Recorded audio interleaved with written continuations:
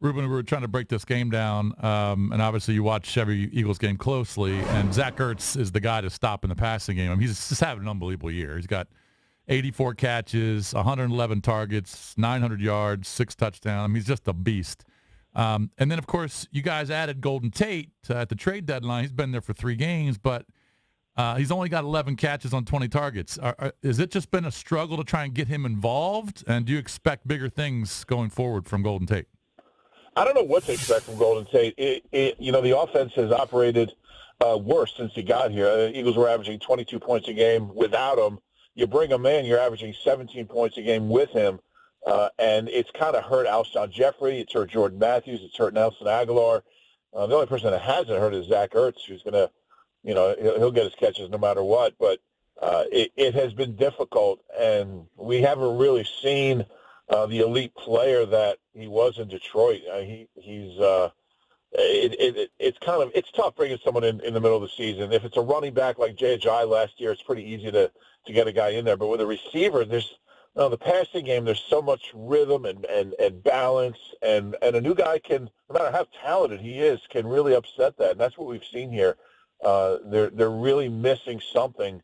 The numbers for the wideouts as a group have gone down since he got here. So not only is he not catching the ball, the other guys aren't either. So it's been difficult. It's been more difficult than they anticipated. And, we got 5 games left to see what he's all about, and they've got a decision to make at the end of the season. But right now, it's hard to imagine that they'd want to re-sign the guy. We just haven't seen anything special from him. Yeah, it's just really strange. All right, talk about the secondary. You guys forced to play some young guys. Have struggled a little bit here at times. What do you expect tonight, and are you getting any of those guys back? Getting Sidney Jones back, so that'll help. I mean, he started the season as the 3rd corner, and tonight he'll be the first. Getting Rasul Douglas back, so they're the likely starters at corner. They've been so banged up. They finished.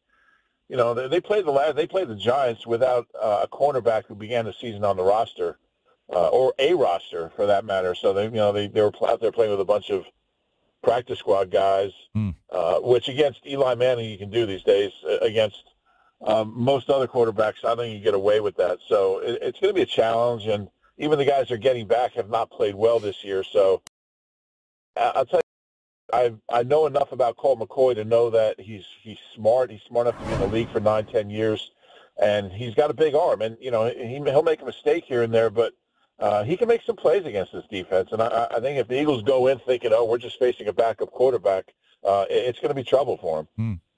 How are you feeling? How are the fans feeling? At 5-6, all right, certainly not out of it. You got 3 division games left, back-to-back division games coming up here tonight and next week. Do have to play the Rams on the road. Do have to play the Texans. So he's got a couple tough outs there. But how are fans feeling? And do they feel like they have a shot? It's interesting. This is a team that won the Super Bowl last year, so it was a little bit kind of thinking this is still that team. Like somewhere that team is going to miraculously emerge and they're just going to start, killing people. But they haven't won back-to-back games this year. They haven't scored more than 25 points other than the first Giants game.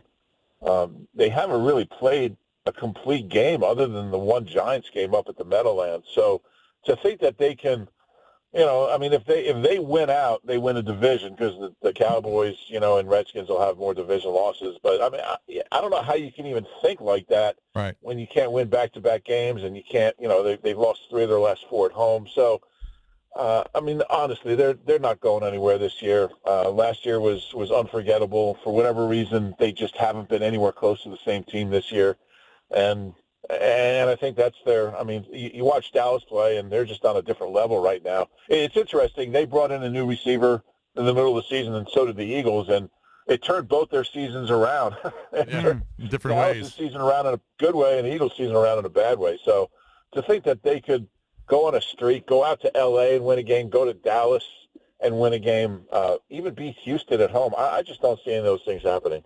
It's interesting. I hear you're kind of down on them, but I see on the website there for NBC Sports Philadelphia, you and all your colleagues picking the Eagles. I don't blame you.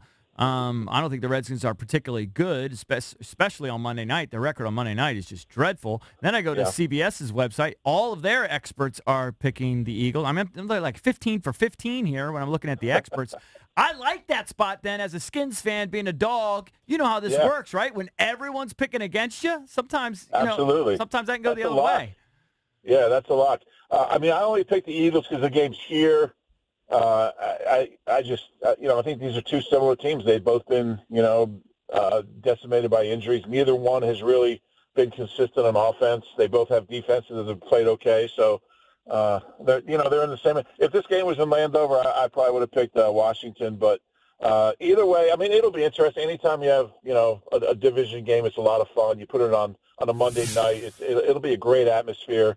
And, and we'll see. But, yeah, I did pick the Eagles. But you know what? With this team, nothing would surprise me.